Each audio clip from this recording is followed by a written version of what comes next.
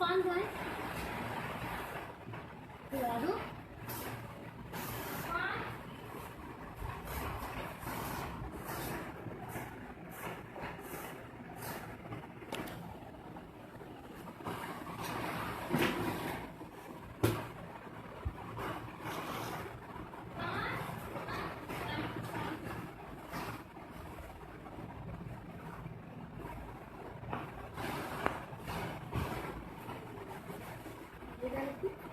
इसमें बैटरी लगा दो।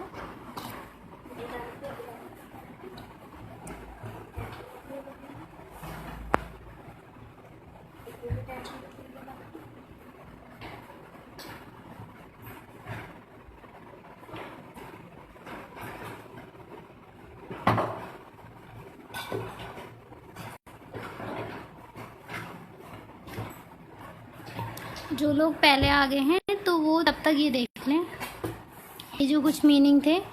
ग़िशाउल उज़्म जो कहते हैं वो पेरिओस्टियम को कहते हैं, ठीक। और उम्मे अनकबूतिया एराकिनॉइड मैटर को कहते हैं।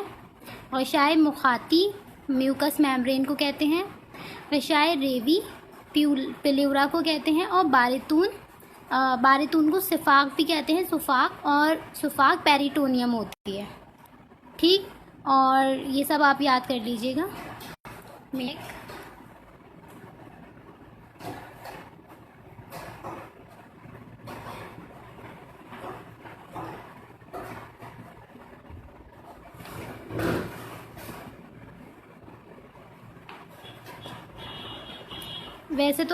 वैसे ग़िशा ज़्यादा पूछा नहीं जाता है, अक्शिया है ना, लेकिन अक्शिया अगर पूछा जाए तो आप कम से कम ये जो 4 इसके अक्शिया के टाइप्स हैं इनके नाम तो कम से कम याद कीजिएगा, ठीक है। ज़रूरी नहीं है कि इनकी आप एग्ज़ाम्पल दें, लेकिन कम से कम इनके ये ज़रूर याद कीजिएगा, ठीक है।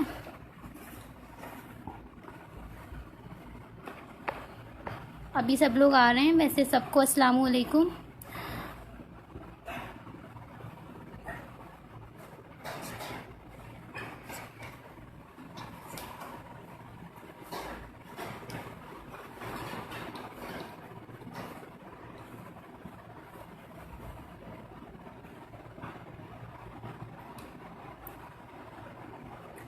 और ये जो आज़ा का चैप्टर है तो वो 3 दिन में ही होगा, लेकिन अभी हमने फर्स्ट देख तो कर लिया है।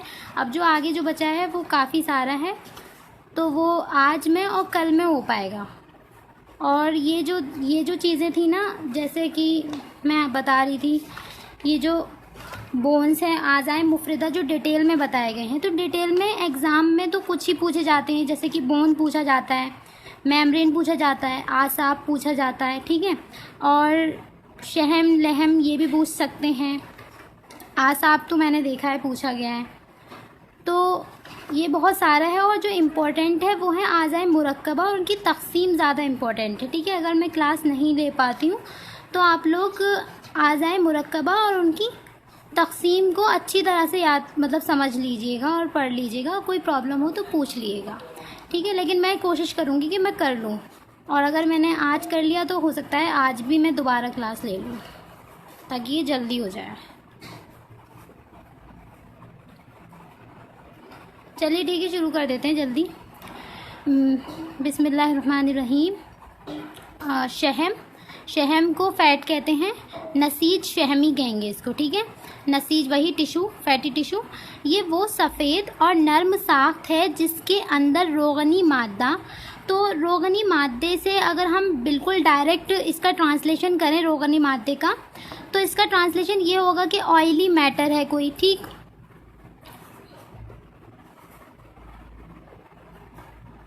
मैं कमेंट ऑफ कर देती हूँ, दिखाई नहीं देता है ना। हाँ, तो ये बता रही थी मैं, रोगनी मादे का अगर हम डायरेक्ट ट्रांसलेशन करें तो रोगन का मीनिंग होता है ऑयल और मादा होता है मटेरियल मैटर, तो ऑयली मैटर, ठीक है। लेकिन इसमें जो हमारे जो फैट्स के अंदर क्या पाए जाते हैं, लिपिड पाए जाते हैं, ठीक है। तो लिपिड्स एंड फैटी ग्लिसरॉल ये सब पाया जाता है, फैटी एसिड एंड ग्लिसरॉल। तो वैसे आप रोगनी मादा ही कहेंगे जनरल वे में, जो फैटी मटेरियल है, ठीक। तो अब ये पाया जाता है, और इसकी जो साफ नर्म और सफ़ेद होती है। शहम अक्शिया, जो शहम जो होता है वो अक्शिया मेम्ब्रेन में और रिबाती मेम्ब्रेनस और रिबाती लिगामेंटस आज़ा जो होते हैं उसमें ज़्यादा मिकदार में पाई जाती है। ठीक है, अब इसकी अक़साम होती हैं शहम की, नर्म और रकीक चर्बी। ठीक है, नर्म और रकीक चर्बी जिसमें जमने की क़ुव्वत कम होती है, यानी कि वो मतलब नर्म और रकीक यानी कि बिल्कुल ज़्यादा उसकी बात कर रहे हैं, रोगनी टाइप की बिल्कुल ज़्यादा। ठीक है, लिक्विफाइड जो फैट होगा।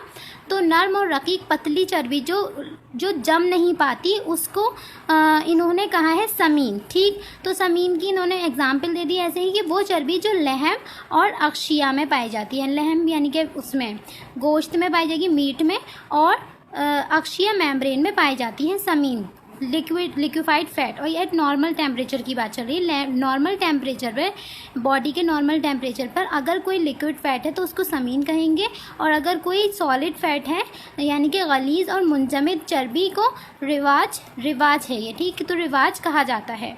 मुनाफे इसके जो, अब मुनाफे क्या हैं, ये उस रोगनी मादे से वाबस्ता होते हैं जो शहम के खानों में पाए जाते हैं। इसका फ़ायदा ये है कि ये उन रोगनी मटेरियल से वाबस्ता है, रिलेट करते हैं जो शहम के खानों यानी कि जो शहम के अंदर जो खाने हैं, यानी कि जो पूरे मॉलिक्यूलर स्ट्रक्चर की बात कर रहे हैं अगर यहाँ पर देखें तो उनके खानों में ये पाए जाते हैं। शहम जिस्म में हरारत पैदा करती है। ठीक है, जो हरारत है यानी कि हीट जो है वो शहम पैदा करती है, यानी कि जो फैट से जो है, फैट से ही तो हीट मेंटेन रहती है। ठीक है, एनर्जी जो आती है वो उसके फैट से आती है ना, बाद में कार्बोहाइड्रेट के बाद।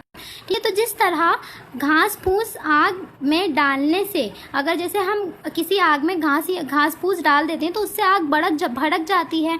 ठीक है, इसी तरह से क्या होता है, हरारत जो है बढ़ जाती है शहम से। ठीक है, फैट से। इसी तरह ये बता रहे हैं, इसी तरह अपनी दुहनियत यहाँ जलने की काबिलियत होती है। दुहनियत का मतलब है जलने की जो उसके अंदर काबिलियत है चर्बी के अंदर, उसकी वजह से ये हरारत को ज़्यादा कबूल करती है।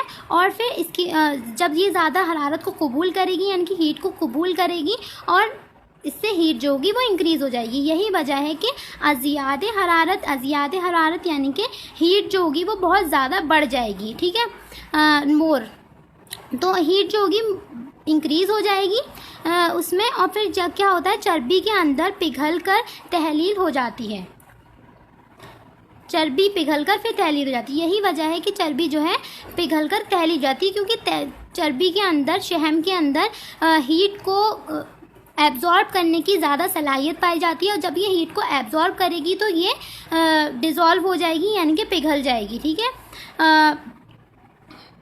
यहाँ हो गया। अब इसी की यही यहाँ बोल रहे हैं इसलिए कि चर्बी के अंदर हरारत को कबूल करने की खसूसियत पाई जाती है। अब यही वजह बार बार इन्होंने बता दी यहाँ पर कि हरारत को कबूल करने की जो खसूसियत है, इसकी काबिलियत है, सलाहियत है, वो इसकी वजह से ये चर्बी जो होती है वो जल्दी पिघल जाती है। अब दूसरा इसका मुनाफे क्या है, चर्बी का एक फ़ायदा ये भी है कि वो आज़ा को नर्म, मुलायम और सेहतमंद बनाती है।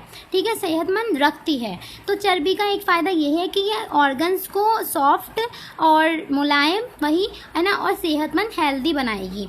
अब तीसरा फ़ायदा इन्होंने ये बताया है कि तीसरा फ़ायदा शक्ल व सूरत और हुस्न और जमाल को बरकरार रखना है। ठीक है, तो हुस्न और जमाल जो बरकरार रहता है यानी कि ब्यूटिफिकेशन जो बरकरार रहती है वो भी फ़ैट की वजह से रहती है। ठीक, अब प्रोटीन की बात करते हैं। लहम नसीजे अज़ली कहा है इन्होंने यहाँ पर। अज़लात जो होते हैं वो मसल्स होते हैं। ठीक, तो अब जो है यहाँ लहम, और लहम को नसीजे अज़ली कहा। लहम को अतिब्बा ने निहायत वसी मफ़हूम के साथ बयान किया। यहाँ पर अतिब्बा ने लहम को जो है बहुत ज़्यादा वाइड उसमें जो है मफ़हूम के साथ बयान किया है, और लहम की मुख्तलिफ़ किस्में बयान की हैं। ऊपर कर लेती हूँ मैं। ठीक है, तो यहाँ पर लहम की मुख्तलिफ़ किस्में बयान की जा रही हैं, जैसे कि लहम अज़ली जो होता है, गज़ली या अज़ली, हाँ, लहम अज़ली उसका काम आज़ा को तहरीक देना होता है। लहम अज़ली का काम है कि मूवमेंट, जो मसल्स मतलब वही ज़्यादातर जो मसल्स जो होते हैं वो प्रोटीन से ही बनते हैं। अब जो लहम अज़ली है जो मसल बना रहा है वो क्या करेगा, आज़ा को तहरीक देना, हरकत देना, मूवमेंट देना हो गया।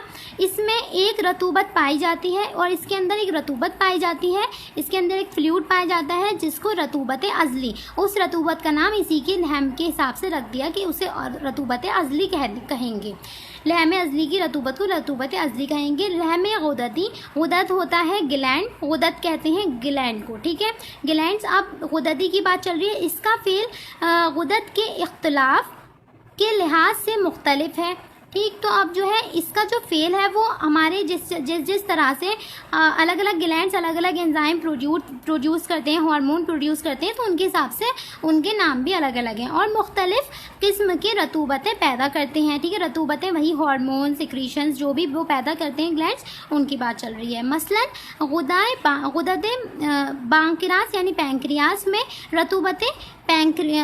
रतूबतें बांक्रास। अब जो हमारे पैंक्रियाज में यानी कि जो पैंक्रियाटिक ऑर्गन है, लेकिन ये ग्लैंडुलर ऑर्गन होता है पैंक्रियाज, तो पैंक्रियाज से रतूबतें बांक्रास यानी कि पैंक्रियाटिक एंजाइम्स निकलते हैं। जिगर में सफरा जो होता है वो आप लिख लिएगा, ठीक है। बांक्रास पैंक्रियाज होता है, रतूबतें बांक्रास होंगी पैंक्रियाटिक एंजाइम, पैंक्रियाटिक सिक्रीशंस। और जिगर आप लिख लें लीवर को कहेंगे, और सफरा बाइल होता है। और गुदद, अब यहाँ पे जो जिगर से जो है बाइल पैदा होता है ये बता रहे हैं। उसके बाद गुदद लिम्फाविया, तो लिम्फेटिक फ्लूइड पैदा होगा। लिम्फाविया जो हमारे लिम्फेटिक ग्लैंड्स होंगे, ये देखिए ऊपर कर देती हूँ, हाँ, तो जो हमारे लिम्फेटिक ग्लैंड्स होते हैं, तो लिम्फेटिक ग्लैंड से ही हमारे वो पैदा होंगी, क्या कहते हैं, लिम्फेटिक फ्लूइड वगैरह, ठीक है, लिम्फ निकलेगा। अब आ जाते हैं थर्ड लहम जो है लहम अस्नान है। लहम अस्नान यानी अस्नान का मतलब होता है टीथ, ठीक है, तो टीथ लिख लें आप अस्नान को। तो लहम अस्नान, इससे दांतों का तग़ज़िया होता है। अब ये वाला जो लहम है, ये वाला जो प्रोटीन है, तो वो क्या करता है, तग़ज़िया प्रोवाइड करेगा, न्यूट्रिशन प्रोवाइड करता है दांतों को, और दांतों की मजबूती कायम रहती है। लहम रेवी कहते हैं, लंग्स के लिए भी कह रहे हैं, ठीक है, पल्मोनरी के लिए भी बोलते हैं। तो लहम रेवी, इससे तनफ़ुस यानी रेस्पिरेशन, मैंने बताया था पहले, रेस्पिरेशन से मुताल्लिका जितने भी अफ़ाल होते हैं वो अंजाम पाते हैं लहम रेवी से, ठीक है। अब लहम क़ल्बी, अब कल्ब का लहम अलग होगा, तो अब वहाँ का लहम अलग होगा। इससे दौरान खून से मुताल्लिका जितने भी हमारे सर्कुलेशन से, ब्लड सर्कुलेशन जितने अफ़ाल जो हमारा कल्ब अंजाम दे रहा है, वो लहम कल्बी की वजह से हो रहे हैं। लहम कब्दी जो है, इससे सफरा पैदा होता है। कबिद भी और जिगर और कबिद एक ही चीज़ है, लीवर, ठीक है। लीवर को जिगर भी कहते हैं और कबिद भी कहते हैं, और कब्दी मतलब लहम कब्दी, इसीलिए या लगा दिया कि जो हमारे लीवर वाले प्रोटीन होंगे, तो इससे हमारा सफरा पैदा होता है। नीज़ हज़म व इस्तिहाले ग़िज़ा से मुताल्लिक़ा अफ़ाल अंजाम। अब जितने भी हमारे इस्तिहाला मेटाबॉलिज्म से और डाइजेशन से जितने भी रिलेटेड अफ़ाल यानी फंक्शन होंगे, वो इससे अंजाम पाते हैं। लहम खसियतैन कहते हैं टेस्टिस को, ठीक है। तो अब जो हमारा टेस्टिस का जो प्रोटीन होगा या वो होगा मसल होंगे या फिर, ठीक है, तो इससे रतूबतें क्या पैदा होगी, इससे रतूबतें मनविया पैदा होती है, ठीक है, सीमन पैदा होगा। तो और तौलीद व तनासुल से मुताल्लिक़ अफ़ाल अंजाम पाते हैं। तौलीद का मतलब होता है प्रोडक्शन, तनासुल यानी कि जो रिप्रोडक्टिव हमारे जितने भी फंक्शंस हैं और उसका जो प्रोडक्शन हो रहा है, इससे हमारे वो अफ़ाल अंजाम पाएंगे, ठीक। फिर उसके बाद लहम सदियन, इससे जो होता है हमारा वो मिल्क का सिक्रीशन होगा। लहम तिहाल कहते हैं स्प्लीन को, तो इसमें कुर्रियाते हमरा ख़त्म होते हैं, ठीक। तो ये भी आपको नॉर्मली पता है कि आरबीसी का जो डिस्ट्रक्शन होता है तो वो स्प्लीन के अंदर होता है, और ये लहम तिहाली हो गया splenic muscle, splenic protein, splenic muscle, ठीक। अब जो है लहम कुल्लियतैन, कुल्लिया कहते हैं, ये सारी ये जो है वो जमा है। खसियतैन जो है वो खसिया की जमा है, और कुल्लियतैन जो है वो उसकी कुल्लिया की जमा है। कुल्लिया होती है किडनी, ठीक, किडनी। मैं लिख नहीं रही हूँ, मैं अपनी बुक पे लिखती नहीं हूँ इसलिए। हाँ, तो अब जो है लहम कुल्लियतैन, इससे अखराज बोल यानी कि हमारे जो बोल होता है यूरिन, ठीक है, बोल कहते हैं यूरिन को और अखराज कहते हैं एक्सक्रीशन को। तो जो एक्सक्रीशन ऑफ यूरिन हो रहा है वो किसकी वजह से हो रहा है? किडनी की वजह से। तो ये इससे हमारे जितने भी रिलेटेड अफ़ाल होंगे तो वो किसकी वजह से होंगे? कुल्लियतैन की, लहम कुल्लियतैन की वजह से। ठीक, अब ये हमारे सारे 10 हमने लहम बता दिए और ये बहुत इजी हैं, हर मतलब ऑर्गन से रिलेटेड ही लहम है। ठीक है, अब इनके सबके नाम आप देख लीजिएगा और अपनी मतलब मैंने जो PDF अगर आपके पास होगी तो उससे पढ़ लीजिएगा, और अगर फिर भी आप अगर कुछ भूल जाते हैं तो पूछ सकते हैं। मुनाफे अज़ली, अब इसके अज़लात के यानी कि मसल्स के प्रोटीन के फ़ायदे क्या हैं? तो लहम अज़ली का सबसे बड़ा काम आज़ा को तहरीक देना होता है। आज़ा को तहरीक देना यानी कि इसको मूवमेंट देना। ठीक है, आज़ा के अफ़ाल का पूरा काम पूरा करना होता है। ठीक है, आज़ा के अफ़ाल का पूरा काम करना ये लहम अज़ली का होता है। अब लहम, इसका दूसरा फंक्शन है लहम बदन को गर्म रखता है। जो लहम है यानी मसल्स हैं या प्रोटीन है वो भी बदन को गर्म रखने में मदद करते हैं और बदनी हरारत को जिस्म के अंदर महफूज करके रखते हैं। ठीक है, महफूज यानी कि हिफाजत, प्रिवेंट करते हैं हरारत यानी हीट को। तीसरा, गोश्त गोश्त उन खाली जगहों को पुर करता है जो आज़ा में पाई जाती हैं। ठीक है, ये जो हमारा गोश्त होता है उन जगहों पर भरा हुआ होता है जहाँ पर जो जगह हमारे जिस्म के अंदर खाली है। ठीक है, और सख्त अशिया यानी कि जो सख्त चीज़ें हैं, सख्त अशिया शय की जमा है, तो सख्त यानी स्ट्रॉन्ग की मुजर्रत से महफूज, मैं इधर आ गई नीचे, सॉरी। तो अब यहाँ पे बात चल रही थी, इसको पुर करता है आज़ा की जो खाली जगह है, इस तरह आज़ा की शक्ल व सूरत, और इस तरह से हमारी जो आज़ा की शक्ल व सूरत जो होती है वो, और इसका जो स्ट्रक्चर होता है, आज़ा की जो मॉर्फोलॉजी होती है वो बरकरार रहती है। ठीक है, अब चौथा आ जाते हैं, गोश्त आज़ा को बैरूनी सदमात यानी कि जो एक्सटर्नल प्रेशर फोर्सेस हैं, ठीक है, तो अब गोश्त आज़ा को बैरूनी सदमात से बचाता है और सख्त अशिया की मुजर्रत से महफूज रखता है। और क्या होता है कि सख्त जो जितनी भी चीज़ें होती हैं उन और जो मुजर्रत का मतलब होता है, मुजिर से है बनाएगी, और मुजिर का मतलब होता है टॉक्सिसिटी। ठीक है, टॉक्सिक। तो अब जो भी चीज़ें हमारी जो मुजिर हैं यानी कि जो टॉक्सिक है हमारे आज़ा के लिए, उससे भी है, क्योंकि प्रोटीन जो होते हैं वो एंजाइम बनाते हैं। अब जैसे कि हमारे लीवर के अंदर मेटाबॉलिज्म होता है, तो मेटाबॉलिज्म होगा तो वो क्या करेंगे, जो जितने भी टॉक्सिक मटेरियल होता है वो लीवर में जाके मेटाबोलाइज हो जाता है। टॉक्सिक मटेरियल भी इसी हिसाब से ये इनडायरेक्ट वे में कहना चाह रहे हैं कि जो हमारी प्रोटीन होती हैं वो हमारे अशिया की मुजर्रत यानी कि टॉक्सिक मटेरियल से भी महफूज रखती हैं हमारे जिस्म को। ठीक है, फिफ्थ आ जाते हैं, बदन का गोश्त बैरूनी हरारत व बरूदत। हरारत होती है हीट, बरूदत होती है कोल्डनेस। ठीक है, ठंडक, गर्म और ठंडा। तो बदन का जो गोश्त होता है बैरूनी हरारत यानी कि बाहर की एक्सटर्नल हीट और एक्सटर्नल कोल्ड्स को अंदरून बदन में दाखिल नहीं होने देता। ये 2 बार रे लगा दिया। ठीक है, अब यहाँ जो है ये कहना चाह रहे हैं कि जो हमारी बाहर की एक्सटर्नल हीट और कोल्ड है उससे महफूज रखती है हमारी प्रोटीन, बदन के अंदर का जो गोश्त होता है। अब आ जाते हैं उरूक पर। उरूक के नसीजे उरूकी कहेंगे इसको। उरूक होती हैं वेसल्स, मैंने पहले भी बताया था। उरूक अब 3 किस्म की होती हैं, वेसल्स लिख लें आप। ठीक है, अब जो है शराइन, ये 3 किस्म की होती हैं। शराइन होती हैं आर्टरी, औरदा यानी कि वीन्स, और उरूक शारिय यानी कि कैपिलरीज। अब शराइन जो होती हैं वो आर्टरीज की बात करेंगे तो इसमें भी इन्होंने वही बताया जो मॉडर्न में है, मोस्टली चीज़ें सेम है। ठीक है, ये वो उरूक है जो औरता यानी कि औरता जो होता है वो एओर्टा होता है। एओर्टा को हम अबहर भी कह देते हैं और शरियान आज़म भी कहते हैं। शरियान आज़म की शाखें हैं। ठीक है, तो अब ये वो उरूक है जो औरता अबहर या शरियान आज़म की शाखें हैं।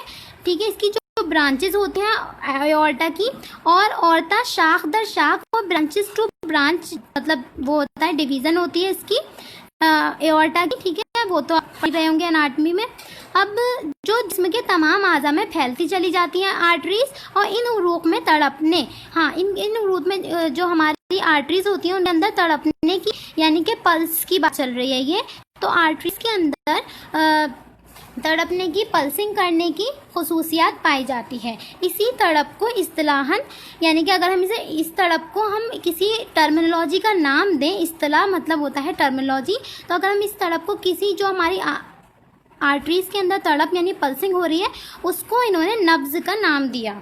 ठीक है, नब्ज़ कहा जाता है कल्ब से साफ शुदा शरियानी खून, यानी साफ शुदा शरियानी खून से मतलब है ऑक्सीजनेटेड ब्लड, खून तमाम आज़ा तक पहुंचाती हैं ये हमारी आर्टरीज जो होती हैं, जिनसे आज़ा की नशोनुमा होती है, जिनसे आज़ा की नशोनुमा यानी कि ग्रोथ और न्यूट्रिशन इनको ये प्रोवाइड करेंगी आर्टरीज। ठीक है, ऐसा खून प्रोवाइड करेंगी, मतलब ऑक्सीजनेटेड ब्लड। इतना तो समझ ही रहे होंगे आप। अब आ जाते हैं औरदा। तो औरदा जो होती है वो वीन होती हैं, वीन लिख लीजिएगा आप।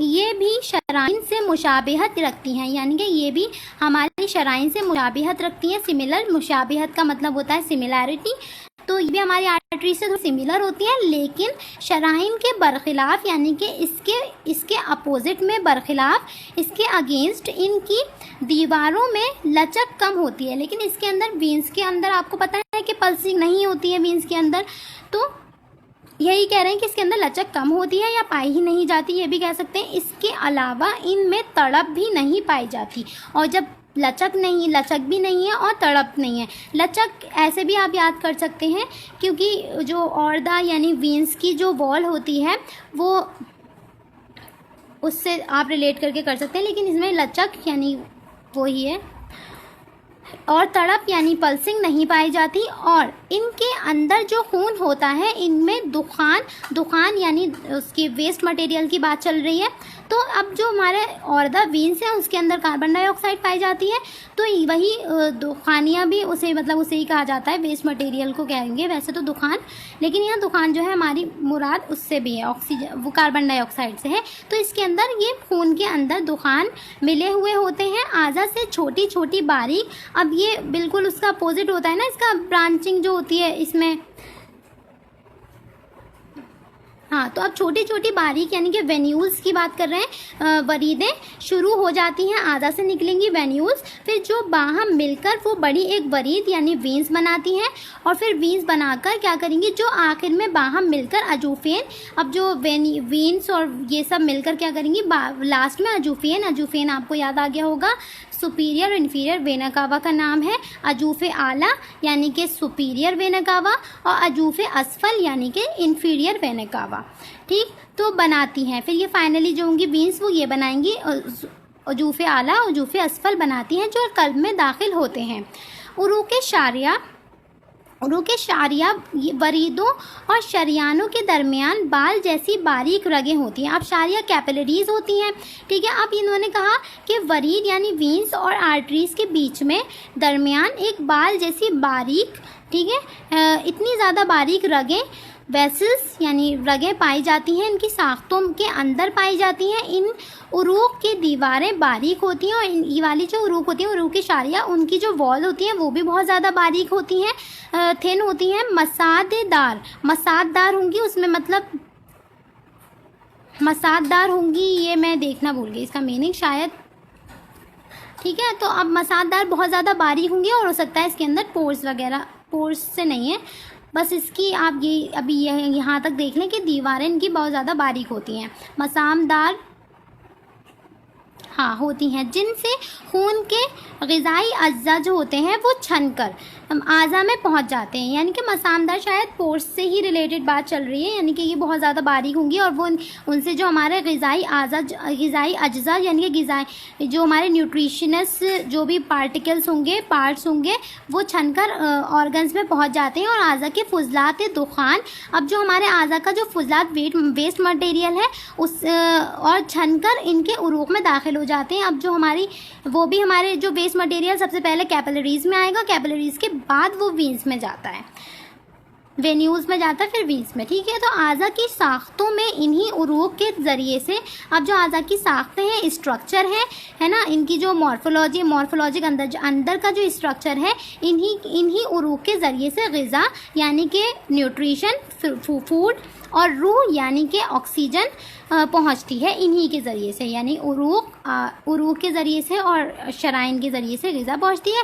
और आज़ा के जो फुसलात होते हैं इन्हीं उरूक के ज़रिए से खारिज हो जाते हैं। तो उरूक शारियत दोनों के दरमियान में होती हैं। ये जो है मतलब जब आर्टरीज़, आपको इतना पता होगा, मैं इतने डिटेल में नहीं जा रही, ठीक है। अब आसाब नसीज, आसाब कहते हैं नर्व्स को, नर्व्स, ठीक है। तो आसाब नसीजी असबी कह सकते हैं, यानी कि नर्वस टिश्यू। आसाब वो सफ़ेद लचकदार आज़ा हैं। आसाब जो होते हैं वो भी वाइटिश और थोड़े लचकदार, यानी कि लचकदार वर्ड याद नहीं आ रहा मुझे, हाँ स्ट्रेचेबल, ठीक है। तो अब जो है स्ट्रेचेबल होंगी, ये वाइटिश होंगी। आज़ा में जो ठीक है, ये आज़ा हैं जो नर्म होते हैं, यानी कि सॉफ्ट होंगे और टूटने में, लेकिन ये टूटती नहीं है, नर्व्स इतनी आसानी से नहीं टूटती, मजबूत होती हैं ये, तो सख्त होती हैं ये। और दिमाग और नुखा, दिमाग तो ब्रेन हो गया, ठीक, और नुखा होती है स्पाइनल कॉर्ड, नुखा होती है स्पाइनल कॉर्ड, ठीक है, स्पाइनल कॉर्ड, हाँ। तो स्पाइनल कॉर्ड और नुखा जो होती है इससे ही उगते हैं। जो आसाब होती हैं, नर्व्स होती हैं, वो हमारे दिमाग से और स्पाइनल कॉर्ड से निकलती हैं, ठीक है। और इनमें हिस्सो हरकत से मुराद है जो हिस्स यानी कि सेंसेशन और हरकत यानी कि मोटर मूवमेंट से है। तो हिस्सो हरकत यानी कि सेंसरी एंड मोटर की कुव्वत जो होती है वो उसमें पाई जाती है।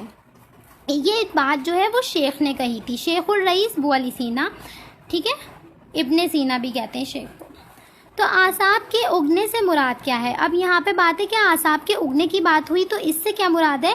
इससे मुराद ये है कि दिमाग और नुखा यानी ब्रेन और स्पाइनल कॉर्ड से इस तरह शुरू होते हैं आसाब के, जिस तरह ज़मीन से दरख्त उगते हैं, मतलब इसी तरह से ये निकलेंगे जिस तरह से ज़मीन से दरख्त उगते हैं, और शाख तक शाख ये तकसीम हो जाते हैं। और इसी तरह से जैसे हमारे ब्रांचेस निकल जाती हैं, इसी तरह से जब हमारे दिमाग और आसाब से नर्व्स निकलेंगी तो उनकी फर्दर ब्रांचेस बन जाएंगी, ठीक है। शाख दर शाख तकसीम हो जाते हैं। जो आसाब नुखा से उठते हैं वो भी दरअसल दिमाग ही से उठते हैं। अब ये कह रहे हैं कि जो आसाब हमारे नुखा से उठ रहे, मतलब निकल रहे हैं स्पाइनल कॉर्ड से, तो वो दरअसल एक्चुअली वो दिमाग से ही निकल रहे हैं, ठीक है। इसलिए कि इनके मराकिज़, जो इनके सेंटर होता है और जो इनकी जड़ें होती हैं, वो दर हकीकत में दिमाग से आती हैं। अब हुनैन इब्ने इसहाक ने क्या लिखा? हुनैन इब्ने इसहाक ने लिखा है कि आसाब का जौहर और दिमाग का जौहर बिलहाज़े नौइयत, ठीक है, बिलहाज़े नौइयत और बिलहाज़े असलियत। जो इसकी असलियत और नौइयत होगी, नौइयत भी असलियत ही होती है, ठीक है। जो इसका नेचर है, एक्चुअली इसका जो जौहर है, इसका जो रियल मटेरियल है वो क्या है? तो इन्होंने लिखा कि आसाब का जो जौहर वही होता है जिससे हमारा दिमाग का जौहर होता है, यानी कि ये सेम टाइप ऑफ मटेरियल से बनते हैं, नर्व्स और दिमाग दोनों ही, ठीक है। इन दोनों की मतलब नौइयत और असलियत एक ही किस्म की होती है, इसलिए कि आसाब का सरचश्मा, आसाब का जो सरचश्मा है वो दिमाग ही है। आसाब का जो एकदम रूट है, सेंटर है, वो कौन है? दिमाग है। इन दोनों में अगर कोई फ़र्क है तो महज ये है। अब इन दोनों में, आसाब में और दिमाग में क्या फ़र्क है वो तो हमें भी पता है क्या है। तो आसाब सख्त होते हैं, आसाब जो होते हैं वो टूट नहीं पाते हैं इतनी आसानी से, ठीक है। लेकिन जो दिमाग होता है वो नर्म होता है, इसी वजह से जो दिमाग को इसका कवर करके रखता है इसके प्रोटेक्शन के लिए। सख्ती की वजह से आसाब में आफात यानी कि जो एक्सटर्नल प्रेशर है या फोर्स है या फिर कोई भी स्ट्रेन है, स्प्रेन है, तो वो आसाब सख्ती की वजह से ये नर्व्स तो इसको बर्दाश्त कर लेती हैं, बाहर की एक्सटर्नल फोर्सेस को, स्ट्रेन को, स्प्रेन को, लेकिन दिमाग इसको बर्दाश्त नहीं कर सकता, इसीलिए दिमाग को प्रोटेक्शन की ज़रूरत होती है। अब अबू सहल मसीही लिखते हैं, अबू सहल मसीह ने क्या लिखा कि आसाब के जौहर में नुमायां तौर पर मुनाफिस, आसाब के जौहर के अंदर नुमायां तौर पर क्या पाए जाते हैं? मुनाफिस यानी कि बारीक बारीक छेद, है ना, बारीक बारीक नालियाँ, बारीक बारीक रास्ते होंगे। अबू सहल मसीह ने लिखा, दिख नहीं रहा, हाँ, तो अबू सहल मसीह लिखते हैं कि आसाब के जौहर में नुमाया तौर पर, ज़्यादातर तौर पर क्या पाया जाएगा? मुनाफिस, बारीक बारीक क्या पाए जाते हैं? नालियाँ पाई जाती हैं। इनका कहना ये था अबू सहल मसीह का। और मुनाफिस, जो हमारी नालियाँ हैं वो मुनाफिस बर्दी नामी घास के मुनाफिस की तरह होती हैं। मतलब एक कोई घास होती होगी जिसके अंदर बीच में एक ल्यूमन टाइप का पाया जाता होगा। इसी तरह कह रहे हैं कि बर्दी नामी घास की तरह इसमें भी मुनाफिस पाए जाते हैं। जैसा कि जालिनूस ने अपनी किताब मौसूमा यानी कि किताब का नाम बा किताबुल इल्ल दल आराज में बयान किया। ठीक, अब आ जाते हैं आसाब के मुनाफे। आसाब की सबसे बड़ी मुनफ़ैत यानी कि इसका सबसे बड़ा फ़ायदा क्या है? आसाब का सबसे बड़ा फ़ायदा, हाँ, तो ये है कि आसाब में हिस्सो हरकत की कुव्वत पाई जाती है। ठीक है, तो आसाब के अंदर जो होती है हिस्सो हरकत की, हिस्स और हरकत, हिस्स जो होगी वो सेंसरी से मुराद है और हरकत यानी मोटर से मुराद। तो है सेंसरी और मोटर का जो फंक्शन होगा या फिर जो उसकी पावर होती है वो इसमें पाई जाती है। आसाब यही तो काम कराते हैं, जो सेंसरी नर्व होती हैं और मोटर नर्व्स होती हैं। यानी हिस्सो हरकत का जो मबदा होगा वो दिमाग और नुखा है। अब जो हमारे सेंसरी और मोटर नर्व्स का जो हमारा वो है मबदा है, यानी कि जो ओरिजिन है एक तरह से, वो कौन है? Brain and spinal cord. और ब्रेन एंड स्पाइनल कॉर्ड किसका पार्ट है? सेंट्रल नर्वस सिस्टम का पार्ट है। ठीक है, फिर उससे हमारे सेंट्रल नर्वस सिस्टम से ही हमारी जो पेरिफेरल नर्व्स निकलती हैं वो पेरिफेरल नर्वस सिस्टम बनाती हैं और ये हिस्सो हरकत का काम होगा बाद में जाकर। ठीक है, और दिमाग यहाँ हो गया। अब आ जाते हैं दिमाग और नुखा और आज़ा के दरमियान ताल्लुक़ आसाब के ज़रिए पैदा होता है। दिमाग और नुखा जो है और आसाब आज़ा यानी कि ऑर्गन्स के, दिमाग और नुखा एक जगह हो गए और ऑर्गन ये हो गए। इन दोनों के बीच में जो कनेक्शन है वो किसकी वजह से ताल्लुक़ है? वो आसाब के ज़रिए से है, जिसमें हिस्सो हरकत, ठीक है, अब जिसमें कहाँ गया? हिस्सो हरकत की पूरी कुव्वत पाई जाती है और जो आज़ा की ज़रूरियात और हालात से दिमाग को बाखबर करती हैं। ठीक है, अब यहाँ से यही कह रहे हैं कि ऑर्गन से जो हमारी ऑर्गन से सेंसरी नर्व जो होंगी वो दिमाग को सिग्नल ले जाएंगी और फिर जो मोटर नर्व होंगी वो हमारे एक्शन के लिए लेकर आएंगी वापस। तो दिमाग को बाखबर करती हैं सेंसरी नर्व और फिर उसके बाद वहाँ से जो आसाब निकलती हैं, आसाब के ज़रिए कुव्वत तहरीक यानी कि जो हमारा मोटर फंक्शन है और आज़ा का जो मोटर फंक्शन है वो करवाती हैं। ठीक है, तो यहाँ तक हो गया। आज मुझे यहाँ तक पढ़ाना था, तो अब आप लोग मुझे ये बता दें कि मैं थोड़ा सा और आगे बढ़ा दूँ ताकि जल्दी जल्दी कवर हो जाए।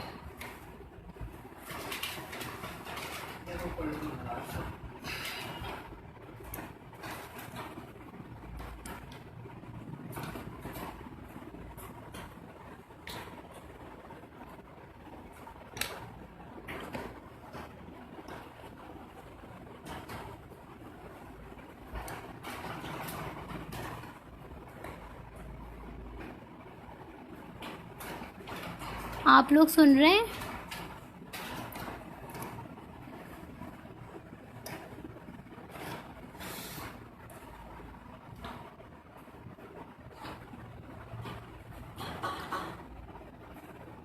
यस आ गया जी। यस मैम, ये सर।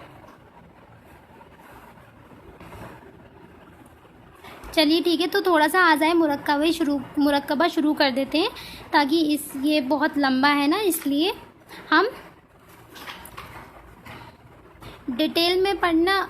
वैसे अगर आप लोगों का वाइवा है, वैसे तो मैंने सुना है 2 जुलाई में, और कुछ बच्चे कह रहे थे कि कुआ पढ़ा दें, और कुआ तो आपको पता ही है कितना ज़्यादा लेंथी चैप्टर है। तो अगर जैसे ही ये हमारा आज़ा ये ख़त्म होता है, ये तो हमने डिटेल में पढ़ा, इसमें आपकी एग्ज़ाम की भी तैयारी हो गई। तो अब जो है कुआ जो हम पढ़ाएंगे तो वो सिर्फ उन लोगों के लिए पढ़ाएंगे जो वाइवा की तैयारी करेंगे, ठीक है ना। और हम भी शॉर्ट में इम्पोर्टेंट पढ़ाएंगे जो मैम पूछ सकती हैं या सर पूछ सकते हैं वाइवा में, ठीक है। चलिए, तो आज़ाए मुरक्कबा। आज़ाए मुरक्कबा जो है वो हमारे कंपाउंड टाइप के ऑर्गन्स हैं। आज़ाए मुरक्कबा मैंने आपको कल समझा दिया था। हाँ, तो आज़ाए मुरक्कबा जो होते हैं वो ऑर्गन होते हैं जो छोटे छोटे अलग अलग आज़ाए मुफ़रदा से मिलकर बनते हैं, ठीक है। अलग अलग आज़ाए मुफ़रदा से मिलकर जो है वो आज़ाए मुरक्कबा बनते हैं। आज़ाए मुरक्कबा की तक़सीम डेफिनेशन पहले पढ़ा चुके हैं, तो आप वही डेफिनेशन ज़रूर याद कर लें, आज़ाए मुफ़रदा की भी और आज़ाए मुरक्कबा की भी, ठीक है। अब आज़ाए मुरक्कबा की तक़सीम आ जाते हैं। डायरेक्ट क्लासिफिकेशन किया है यहाँ पर। आज़ाए मुरक्कबा को 5 तौर पर 5 अलग अलग तरीके से क्लासीफाई किया जाता है।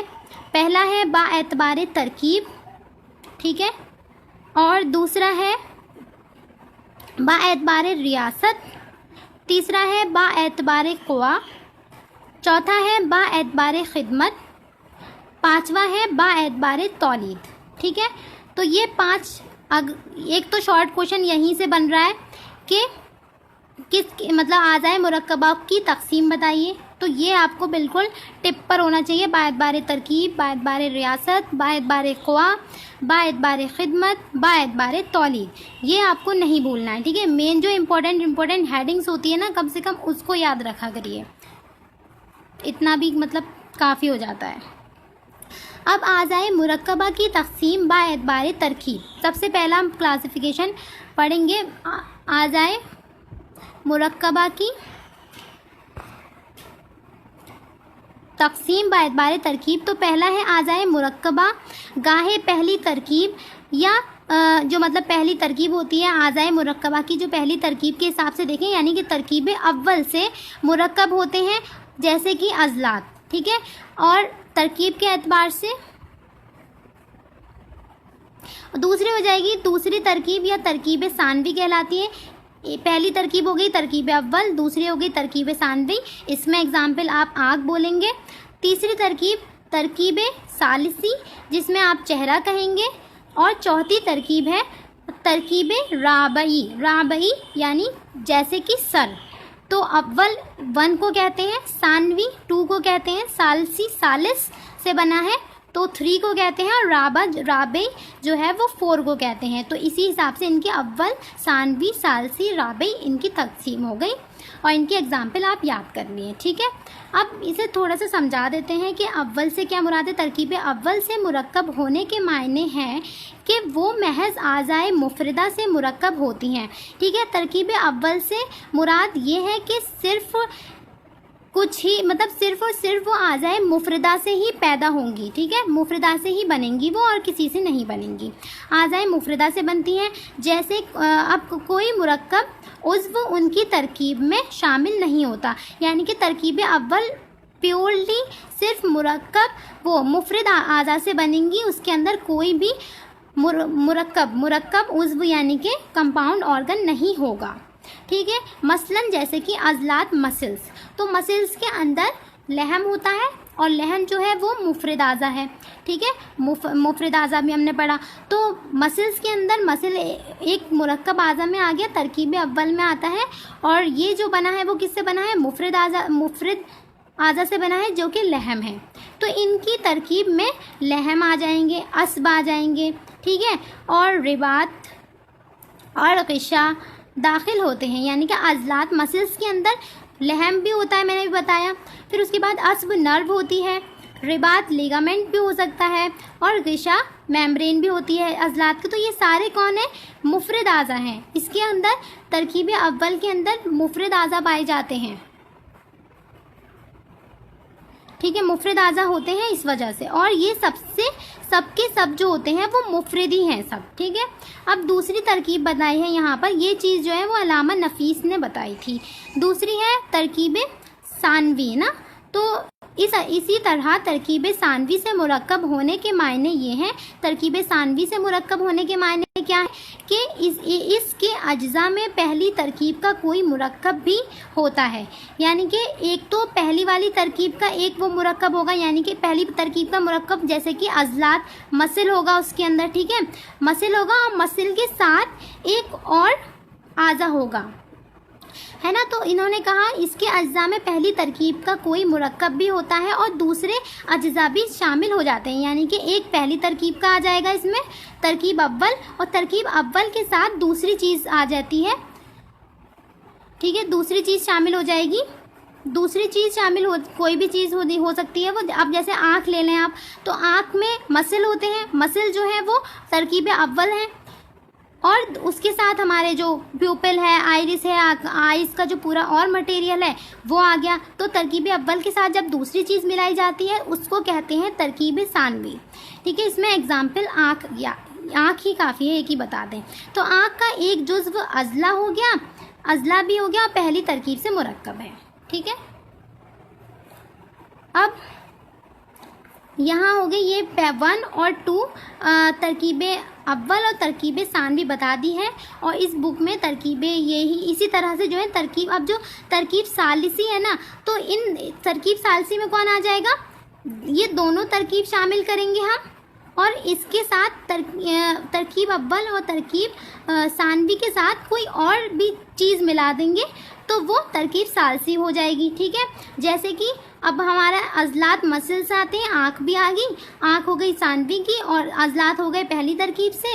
लेकिन तीसरे अब जो है वो क्या बनाया उन्होंने, चेहरे में और भी चीज़ें आ गई, आँख भी आ गई, तो वो तरकीब सानवी हो गई। अब जो है चेहरा भी ले लेते हैं उसके अंदर, और चेहरे के साथ हेड ले लिया, ठीक है, हेयर्स ले लिए, तो वो तरकीब राबई हो जाती है, इसमें पूरा हेड आ गया। तो मुझे आई होप कि आप लोगों को ये बारे तरकीब से अच्छी तरह से समझ में आ गया होगा। हाँ, तो अब ये वाला और पढ़ा देते हैं सिर्फ, फिर छुट्टी होगी। तो अब जो है सेकंड है आज़ाए मुरक्कबा की तकसीम बाएतबार रियासत, ठीक है। अब बाएतबार रियासत, रियासत का मतलब है सिस्टम, सिस्टम के एतबार से अगर हम क्लासिफिकेशन करें तो वो आज़ाए मुरक्कबा की तकसीम हो जाएगी बाएतबार रियासत, ठीक है। जिस्म इंसान को एक आलम ख्याल करते हुए, जिस्म इंसान को एक आलम यानी कि एक वर्ल्ड ख्याल किया गया, ठीक है। इसको ख्याल मतलब पूरी दुनिया, जैसे होता है ना रियासतें होती हैं अलग अलग, तो इसी तरह से इन्होंने ख्याल किया गया, ठीक है। इसको रियासतों, निज़ामों यानी कि सिस्टम्स, और निज़ाम भी सिस्टम्स ही होंगे, है ना, उसमें तकसीम किया गया है, ठीक है। इंसान को जो है अब रियासतों में किस तरह से तकसीम करते हैं, अब ये आप अच्छी तरह से समझने की कोशिश करें। तो हर रियासत के मरकज़ी यानी कि सेंटर होता है, हर सिस्टम का एक सेंटर होता है, आपको पता है, और अहम तरीन उज़्व होता है, ठीक है। अब जो अहम तरीन उज़्व है, सबसे ख़ास जो उज़्व होगा उस उज़्व को रईस कहेंगे, जो कि राजा होगा, एक तरह से मालिक होगा। रईस का मतलब होता है मालिक, जो मतलब हुकूमत करने वाला, ठीक है। तो जो हुकूमत करेगा, मालिक जो होगा, जैसे राजा होता है, तो वो उज़्व रईस जो हमारा ख़ास ऑर्गन होगा, अहम तरीन उज़्व, सबसे इम्पॉर्टेंट ऑर्गन, तो वो उज़्व रईस हो गया। यानी कि एक सिस्टम है, सिस्टम का जो राजा हुआ वो कौन हुआ, उज़्व रईस। रईस यानी कि जो ख़ास ऑर्गन है, अहम तरीन ऑर्गन के नाम से मौसूम किया गया। और बाकी आज़ा को गैर रईसा यानी कि अब जो सिस्टम के अलावा जो उसकी खिदमत कर रहे होंगे, राजा के लिए जो काम कर रहे हैं लोग, ठीक है। तो इसी तरह से हमारा जो ऑर्गन, जो मेन ऑर्गन होगा, उसकी खिदमत भी दूसरे ऑर्गन, बाकी छोटे छोटे ऑर्गन्स कर रहे होंगे ना, आर्टरीज, वीन्स, वेसल्स, ये सब जो हैं, तो ये कौन हो जाएंगे, इनको कहेंगे आज़ाए गैर रईसा और आज़ाए खादिमा। तो बाएतबार तकसीम, अगर बाएतबार रियासत अगर मैम पूछें कि आप बताइए किस तरह से होता है, तो आप बताएंगे आज़ाए रईसा होते हैं, आज़ाए रईसा होते हैं, और आज़ाए खादिमा और गैर रईसा, खादिमा को ही गैर रईसा भी कह देते हैं, ठीक है। ये समझ में आ गया इतना। जिसके मुख्तलिफ निज़ामों के एतबार से, अब जिस्म के अलग अलग निज़ाम होते हैं, अलग अलग सिस्टम होते हैं, ठीक है, नर्वस सिस्टम, रिप्रोडक्टिव सिस्टम और सर्कुलेटरी सिस्टम, ठीक है। तो ये सारे सिस्टम जो है, डाइजेस्टिव सिस्टम, तो अलग अलग एतबार से जो है 4 तकसीम, यानी कि मेन क्लासिफिकेशन करी, वो 4 आज़ाए रईसा बताए गए अलग अलग निज़ाम के एतबार से। 3 बकाए जिन्स, अब 3 जो होते हैं वो बकाए जिन्स होते हैं। ये एक क्वेश्चन है अलग से कि बकाए जिन्स कितने आज़ा हैं, तो आप बताएंगे 3 होते हैं वो, है ना। और अब जो है बाएतबार से, और ये हो गया। फिर उसके बाद बकाए 9 के एतबार से जो होता है 1 होता है, बकाए 9 के एतबार से 1 ऑर्गन होता है, और बकाए जिन्स के एतबार से 3 ऑर्गन होते हैं, ठीक है, आज़ाए रईसा। अब अगर हाँ चलिए ये और बता देते हैं कि बकाए जिन्स और बकाए 9 से क्या मुराद है, ठीक है। तो अब हम यहाँ बता देते हैं आपको, यहाँ बता देते हैं। अब जो है जो जिन्स है ना, पेन ले लेते हैं।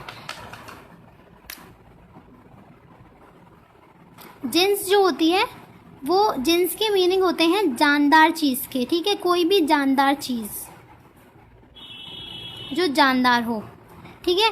और जो 9 होती है, 9 तो आपको पता ही है, स्पेशीज़ भी कह सकते हैं इसको, ठीक है।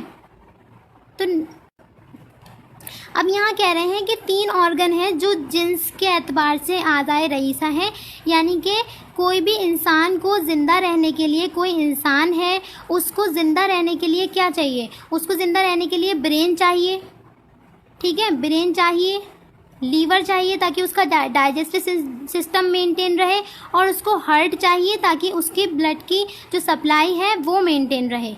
तो ब्रेन हो गया, डाइजेस्टिव सिस्टम के हिसाब से लीवर हो गया, और सर्कुलेटरी सिस्टम के हिसाब से हार्ट हो गया, ठीक है। हार्ट ले लेते हैं, अब दोबारा से देख लेते हैं। तो आज़ाए जिन्स के एतबार से 3 आज़ा आ जाएंगे, हार्ट, ब्रेन, लीवर।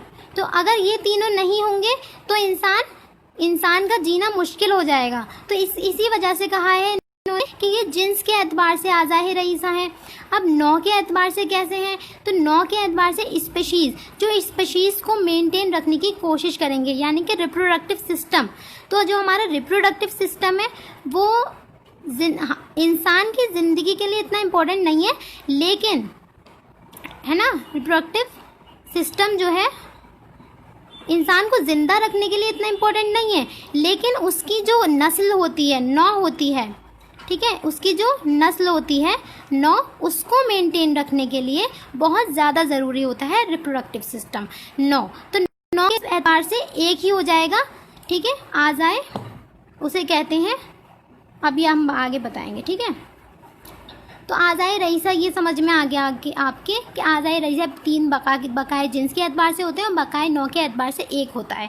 बकाए जिन्स के एतबार से आज़ाए रईसा 3 है। अब वो कौन कौन से हैं, दिमाग है, कल्ब है और जिगर है। दिमाग जिसका मुकाम सर में है, ठीक है। अब दिमाग कहाँ पर है, सर में है, हेड में है, जो निज़ामे आसाब का मरकज़ है, जो निज़ामे आसाब यानी कि जो नर्वस सिस्टम का मरकज़ यानी कि सेंटर है। नर्वस सिस्टम का मरकज़ का मतलब होता है सेंटर, और आसाब इसके खादिम हैं। अब यहाँ पे खादिम की बात चल रही थी ना, कि जो दिमाग हो गया वो तो आज़ाए रईसा हो गया। आज़ाए रईसा हम ऐसे कर लेते हैं, आज़ाए रईसा AR बना देते हैं इसको, ठीक है। तो AR हो गया आज़ाए रईसा। अब आज़ाए रईसा का खादिम कौन होगा, आसाब, जो इसकी खिदमत कर रहे होंगे। अब दिमाग की मदद कौन कर रहा है काम करने में, बाकी सारे वो हैं आसाब हैं, यानी कि नर्व्स हैं। नर्व्स कौन हो गई, खादिम हो गई इसकी। तो आज़ाए रईसा हो गया दिमाग, और आज़ाए खादिमा कौन हो गया, नर्व्स। आज़ाए खादिमा हो गया नर्व्स, आज़ाए खादिमा के लिख देते हैं, ठीक है। अब दूसरा है कल्ब, हार्ट होगा, जिसका मुकाम कहाँ है, जिसके लोकेशन है थोरैक्स में। एग्जैक्ट वैसे एनाटॉमिकल इक्वेशन लोकेशन नहीं बता रहे, जनरल बता रहे हैं।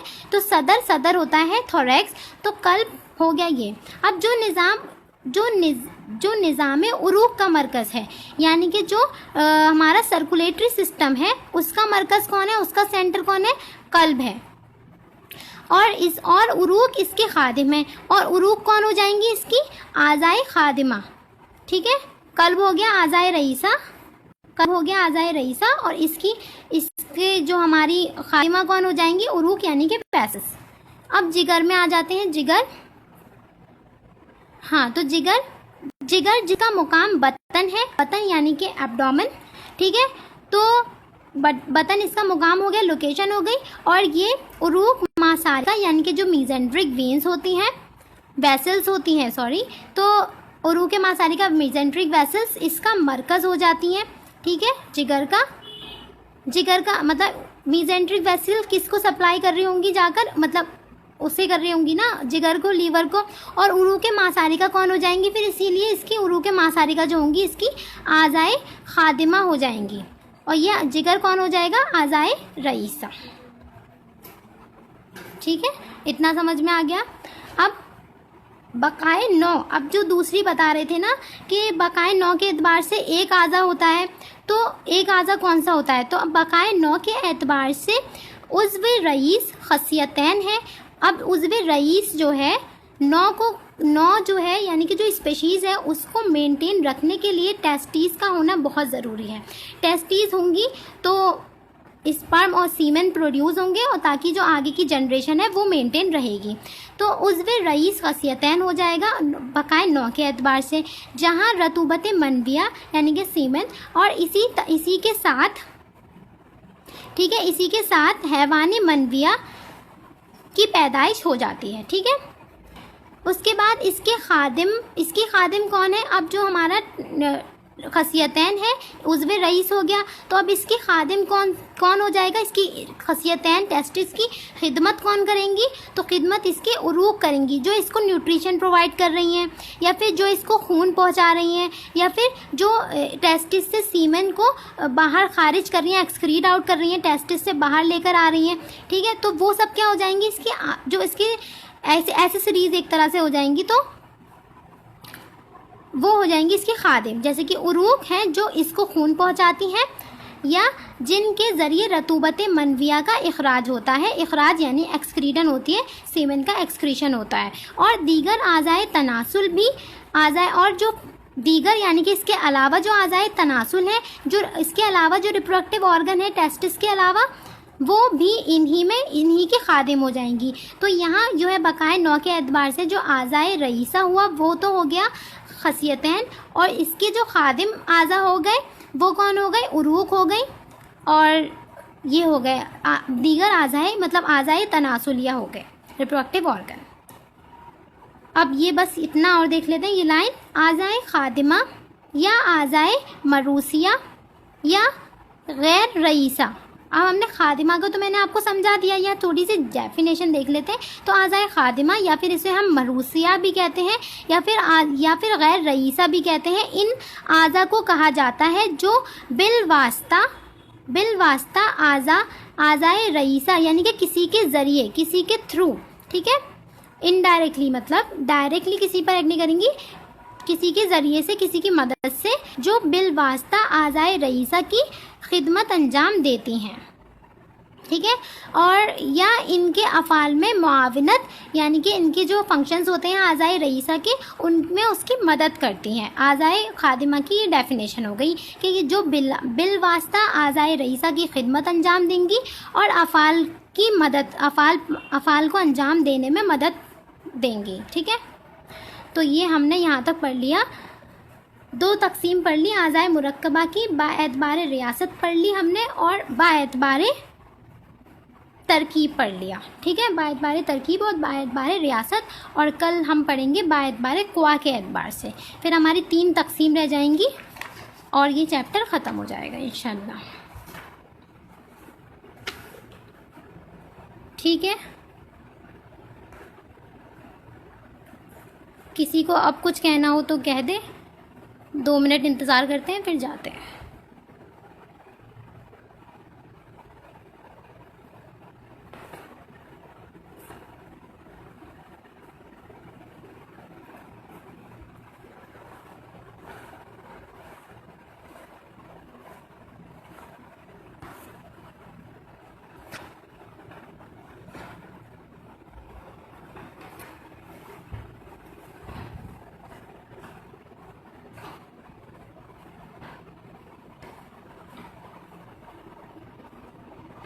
कल हो सकता है कि मैं क्वेश्चंस देख लूँ पेपर्स में से, जो जो क्वेश्चंस आए हैं एग्ज़ाम में आज़ा के चैप्टर से, तो वो भी मैं आप लोगों को कल बता दूँगी।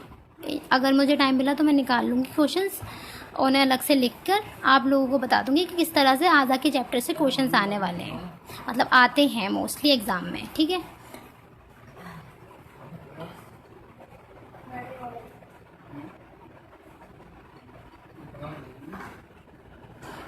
चलिए ठीक है, फिर कोई कुछ नहीं कहना चाहता तो अस्सलामु अलैकुम वरहमतुल्लाहि वबरकातुहू। और बस